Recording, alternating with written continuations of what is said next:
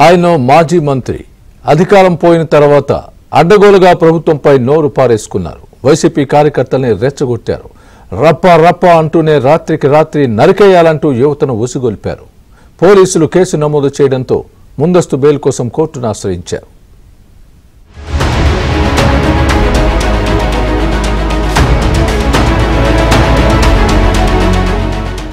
మాజీ మంత్రి పేర్ని నాని మరోసారి చిక్కుల్లో పడ్డారు. మచిలీపట్నం పామరులో జరిగిన సమావేశంలో రప్పా రప్పా ఏంటి, చీకట్లో కన్ను కొట్టి సైలెంట్ గా చేసేయాలి అనే డైలాగ్ రాజకీయాల్లో సంచలనం రేపింది. పేర్ని నాని వ్యాఖ్యలు హింసను ప్రేరేపించేలా ఉన్నాయంటూ పలు పోలీస్ స్టేషన్లలో టీడీపీ నేతలు ఫిర్యాదు చేశారు. చట్టపరమైన చర్యలు తీసుకోవాలని ఫిర్యాదులో పేర్కొన్నారు.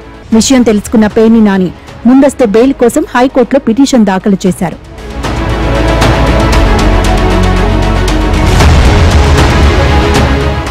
కేసును పరిశీలించిన ధర్మాసనం ఎమ్మెల్యే మంత్రిగా పనిచేసిన వ్యక్తి యువత కార్యకర్తలను రెచ్చగొట్టేలా మాట్లాడటం ఏంటని ప్రశ్నించింది. పిటిషన్ను అత్యవసరంగా విచారణ చేయాల్సిన అవసరం లేదంటూ కేసును ఈ నెల 22కి వాయిదా వేసింది ధర్మాసనం. హైకోర్టులో రక్షణ దక్కకపోవడంతో అరెస్టు భయంతో పేర్ని నాని పరారయ్యారు. ఇప్పటికే పోలీసులు ఆయన కోసం గాలిస్తున్నారు.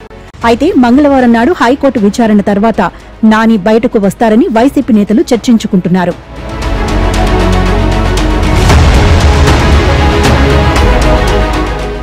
ఇప్పటికే పేర్ని నానిపై రేషన్ బియ్యం అమ్ముకోవడం, నకిలీ పట్టాల పంపిణీకి సంబంధించిన కేసులున్నాయి. ఇప్పుడు అనవసరంగా నోరు పారేసుకుంటూ గత కొన్ని రోజులుగా ఇష్టం వచ్చినట్టు చెలరేగిపోతున్నారు. ప్రభుత్వ పాలనపై రాజకీయంగా విమర్శలు చెయ్యాలే తప్ప రప్పా రప్పా అంటూ చంపేయండని వ్యాఖ్యానించడం ఏంటని ప్రజలు నిలదీస్తున్నారు. ప్రశాంతంగా ఉన్న ఏపీలో అల్లర్లు సృష్టించేందుకు రెచ్చగొట్టే ప్రకటనలు చేస్తున్నట్లు కనిపిస్తోంది.